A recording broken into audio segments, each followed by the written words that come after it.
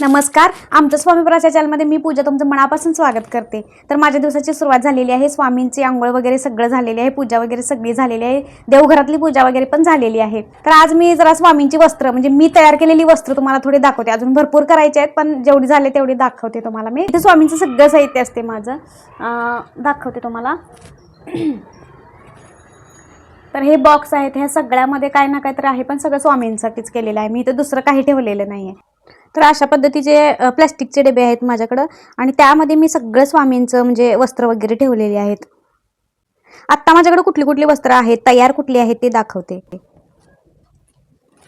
तर ही पेशवाई टोपी आहे, ही सुद्धा मीच तयार केलेली आहे.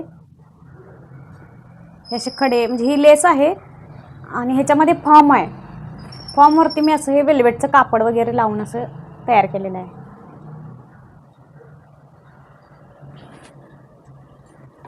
त्याच्यानंतर ही पण एक टोपी आहे आणि हा असा तुरा लावलेला आहे मी. हे स्टोन लावलेले आहेत.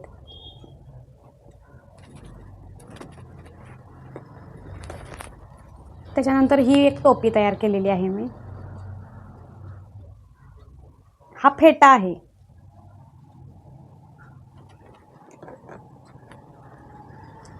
हा पण एक फेटा तयार केलेला आहे मी.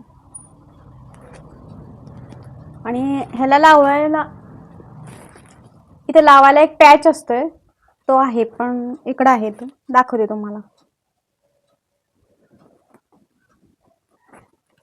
त्याच्यानंतर ही मल्हारी टोपी. हा चंद्र आणि हे थोडंसं डेकोरेशन केलेलं आहे मी. मल्हारी टोपी.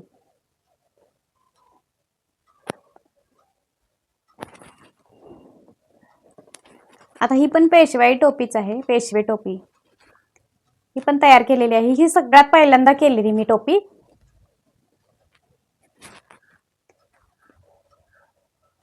ही एवढी जास्त जमली नव्हती मला, म्हणून मग मी पुन्हा ह्या कलरची एक टोपी बनवली. ही पण पेशवे टोपीच आहे.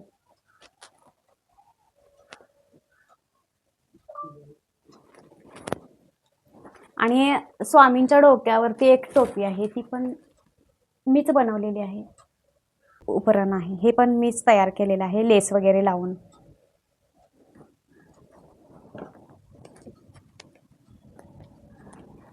त्याच्यानंतर हे एक आहे.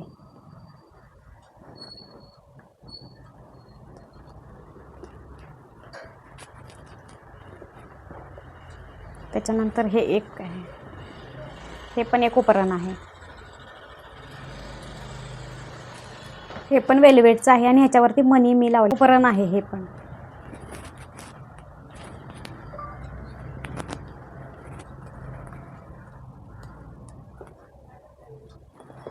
हा पॅच आहे बघा.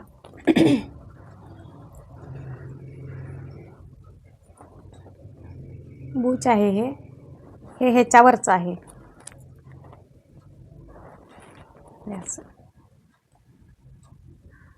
किती छान दिसत आहे बघा.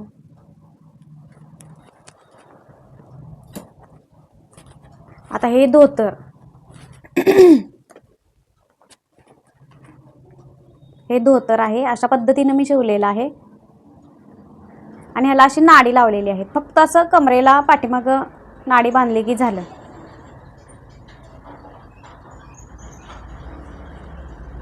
तर हे धोतर, हे उपरण आणि ही पेशवाई टोपी, हा सेट आहे. असा मी एक सेट केलेला आहे. ते निळ्या कलरचं आहे वेल्वेटचं. आणि आता हे पण एक धोतर आहे, तर हे जांभळ्या कलरचं आहे. त्याला पण अशी छोटी नाडी केल्या, पाठीमागं बांधले की झालं. आता ह्याचे मणी पण आहे, ते मी ते गमनं चिटकवले आहेत मी. आता हे पण एक धोतर आहे, पण ते हे का वरती काय म्हणतात त्याला काय माहीत नाही मला. म्हणजे हे वेगळं कापड असल्यामुळे ते जास्त फुगीर दिसते, म्हणजे मोठं असल्यासारखं वाटते पण मोठं नाही आहे. हे त्याच साईज आहे, मग अशी जे दाखवलेत ना त्याच साईजचं आहे. हे असं आहे. आता हे सिंगल आहेत, म्हणजे फक्त अंगावरती घालायचे. हे फक्त असं अंगावरती घालायचं आहे. हे असं फक्त अंगावरती घालायचं आहे. आणि ह्याची टोपी ही आहे. अजून मला खिडकी टोपी शिवायची आहे, म्हणजे तयार करायची आहे. तर हा एक सेट आहे. त्याच्यानंतर अशाच पद्धतीचं मी हे वस्त्र बनवलेलं आहे, म्हणजे जांभळ्या कलरचं. हे वस्त्र तर घातल्यानंतर स्वामी इतके सुरेख, म्हणजे इतके देखणे दिसतात. हे वस्त्र शिवलेलं आहे आणि त्याच्यावरची टोपी ही आहे. स्वामींना बसायसाठी जे वस्त्र अंतरतो तर ते त्या पद्धतीचं हे एक आहे बघ.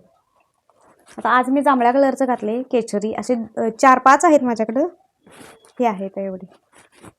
आता त्याच्यानंतर नैवेद्य वगैरे त्याच्यासाठी, म्हणजे नैवेद्याच्या ताटाखाली वगैरे ठेवण्यासाठी पण मी हे असे एक आसन तयार केलेलं आहे.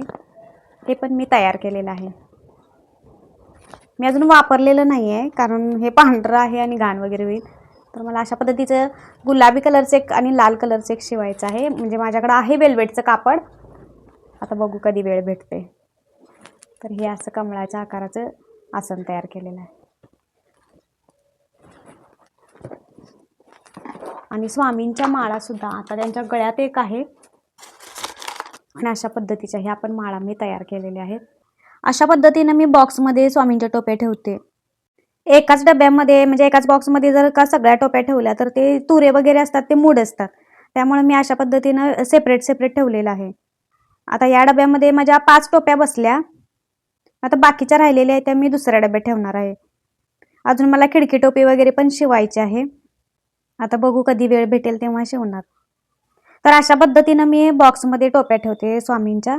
तर बघू शकताय तुम्ही, म्हणजे पटकन आपल्याला कधी लागेल तेव्हा पटकन घेता येतं. ह्या हिशोबाने मी सेपरेटच ठेवलेलं आहे. आणि राहिलेल्या टोप्या या बॉक्समध्ये ठेवलेल्या आहेत मी. बॉक्स उघडला की पटकन घेता येईल या हिशोबानं मी अशा ठेवलेल्या, अशा पद्धतीने ठेवलेल्या आहे टोप्या.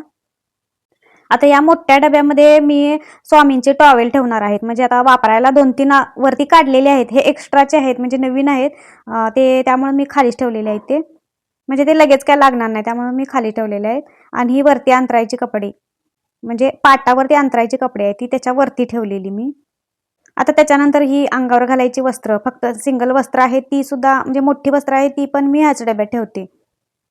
अशा प्रकारचे 2 आहेत माझ्याकडे, म्हणजे ते पिंक कलरचं एक आहे आणि हे निळ्या कलरचं एक आहे. त्याच्यानंतर हे उपरण जे आहेत ती पण मी छोटी आहे, त्यामुळे मी ह्याच्यावरती ठेवते, म्हणजे पटकन घेता येईल. आता प्रत्येक ड्रेसवरचं वेगळं आहे स्वामींचं, म्हणजे प्रत्येक पोशाखवरचं वेगळं उपरण आहे माझं. आणि असं क्रॉसमध्ये शिवले मी, म्हणजे समजा जर धोतर लाल कलरचं असेल तर त्याला हिरव्या कलरचं उपरण आणि लाल हिरवा फेटा असं मॅचिंग केलेलं आहे. आता या सगळ्यामध्ये माझं आवडतं म्हटलं तर मल्हारी पोशाख आणि पेशवे पोशाख. आणि आज घातलेलं आहे स्वामींना ते पांढऱ्या कलरचं वस्त्र, जे पांढऱ्या कलरचा पोशाखसुद्धा माझ्या आवडीचा आहे.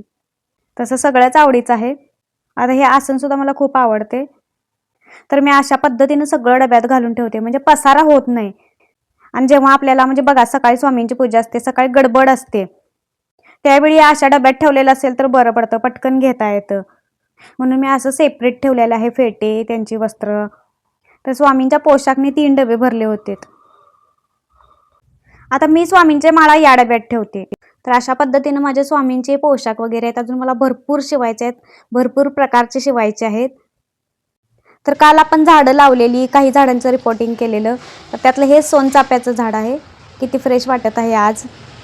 त्यांना खत वगैरे पाणी घातलेलं, त्यामुळे जरा अगदीच टवटवीत झालेले आहे. हे फॉर्म आहे. त्याच्यानंतर हे मनी प्लांट पण किती छान डोलत आहे आज, फ्रेश दिसत आहे. आता हे काल मी मोगऱ्याचं लावलेलं होतं झाड, ते पण अगदीच टवटवीत दिसत आहे. आता ही जास्वंदी, केशरी जास्वंदी आहे, त्याची पानं पूर्ण पांढरी झालेली होती मोठी मोठी, तर ती मी सगळी काढून टाकली आणि जी पालवी फुटलेली आहे ती तेवढीच ठेवून घेतली. हे पण झाड फ्रेश दिसत आहे आज. त्याच्यानंतर हा गुलाब, त्याला पण 2 कळ्या उठलेल्या आहेत, एक मोठी आणि एक छोटी आलेली आहे. हा केशरी गुलाब आहे. आता गुलाब काय माहिती आमच्यात जगतच नाही, पण बघू आता हे लावलेलं आहे एवढं कष्टानं, काय होते काय माहिती. आता लकी बांबूचं पण रिपोर्टिंग केलेलं काल. मला वाटलेलं थोडंसं म्हणजे पानं वगैरे कोळमसतील, पण नाही, अगदी फ्रेश आहे. आणि ही गुबरी बघा, मध्ये मध्ये हिचं तर सारखं असते काहीतरी. इकडे बघ, रुसल्यास तू? रुसल्यास काय पाहिजे? काय पाहिजे तुला? कुठं भांडण करून आल्यास? नाकाला लागलंय काय? तिकडे जाऊन बसले रुसले टिकटॉक. गुबरे ए गुबरे आली सानी. काय काय पाहिजे? काय पाहिजे तुला? दूध पाहिजे? आता माझ्याकडे नाश्त्याला काय बनवायचा हा प्रश्न होता, पण रात्रीचा थोडासा शिळा भात होता. तर मी विचार केला की चला आज नाश्त्याला शिळा भातच बनवूया, म्हणजे फोडणी घालून फोडणीचा भात बनवूया. त्यासाठी मी इथं जिरे, मोहरी, कढीपत्ता, कांदा, थोडीशी हळद घालून परतलं. तर बघा, अन्न कधीच वाया घालवायचं नाही, कारण आज जरी ते शिळं झालं असलं तरी काल त्यानं आपलं पोट भरलेलं असतं. अन्न हे पूर्ण परब्रह्म असतं. आता बघा, आपण एवढं तरी आपल्याला मिळतं, पण एकेकासने एवढं सुद्धा भेटत नाही. म्हणून जे आहे आणि जेवढं आहे त्यात समाधान मानायचं आणि आपल्या ताटात जे काही येईल ते खायचं आपण. मी पण कांदा वगैरे भाजून झाल्यानंतर असं थोडीशी चटणी, भात वगैरे घालून घेतलं. आता यात मीठ काय घातलं नाही मी, कारण भातात आपण मीठ घातलेलंच असतं. आणि थोडीशी कोथिंबीर अशी भुरभुरली आणि मस्त फोडणीचा भात तयार झालेला होता माझा इथं. श्री स्वामी समर्थ.